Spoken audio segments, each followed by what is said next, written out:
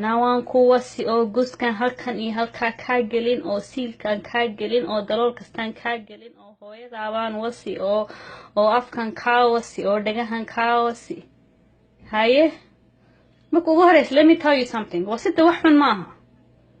because haddii wax la wasin qofna muu iman lahayn adduunkan ani meeshan waxaa adduunkan ma iman lahaa ma jiri lahaa hadday aabbahay hooyaday wasin qof baa qof wasay that's why u dhalanaa adi ma joogi lahayn adduunkan maaba iman lahayn hadduu hooyada iyo aabbaha aanay iswasin ya qof kasta xataa baranbarada dhulkaa maraysa iyo jiirka dhulkaa maraayo jiir kale wasay baranbaro kale wastay wasida wax xun maaha nolol bay samaysaa creation bay samaysaa wayna dhashaa wasida waa qasab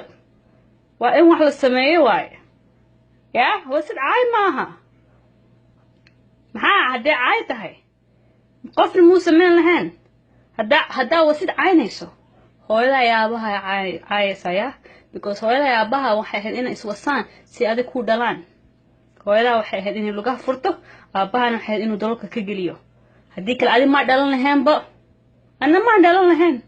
qofna muu dhalan lahayn baranbarooyinkan multiply garoowe oo boqol intaas sii noqonaya may dhici lahayn haddaan iswasan marka maxaa waaye wasidaan caay loo isticmaalayo it's the ultimate act for creation. It's a beautiful act. It's an act of high demand and command. It's not something disgusting.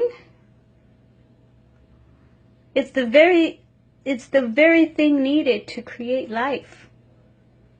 Somehow wasid aynaysan wasid ayn mu arkaan wasid waa qurux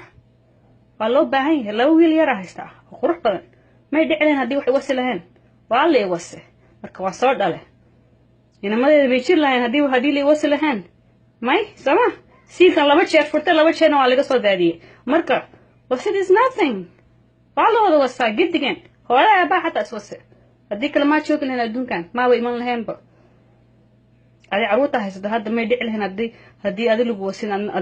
adna wax wasin marka wasidaan caayada u isticmaalaysaan iska dhaafa caay maaha wasid waa qurux nolol bay samaysaa yeah that's all maxaa kale haysan haddaba wasida meel iska dhiga maxaa kale jira yeah magac cusub aan idin hayaa hadda reer subxaanallah iyo reer astaghfirullah baan idin dhahayaa magaciina waxa weeye sida qolooyin u jirtaan sida qolo habar yoones habar jeclo habar majeerteen sida qolooyinka magacyo haystaan oo kale idinka magaca hadda idin hayaa reer subxaanallah iyo reer astaghfirullah baan idin bixiye because kelmadaha inta markaan waxba caynayn subxaanallah iyo astaghfirullah waa ku walataan marka subxaanallah iyo astaghfirullahna ka dharagtaan iska soo daacisaan xataa caayba meel u fadhiisataan marka reer subxaanallah reer astaghfirullah wasida caay maaha yaa caay maaha waa qurux waa loo baahan yahay adduunkan haddaanan iswasin tomorrow humanska adduunka dhan way dhammaanayaan jiirka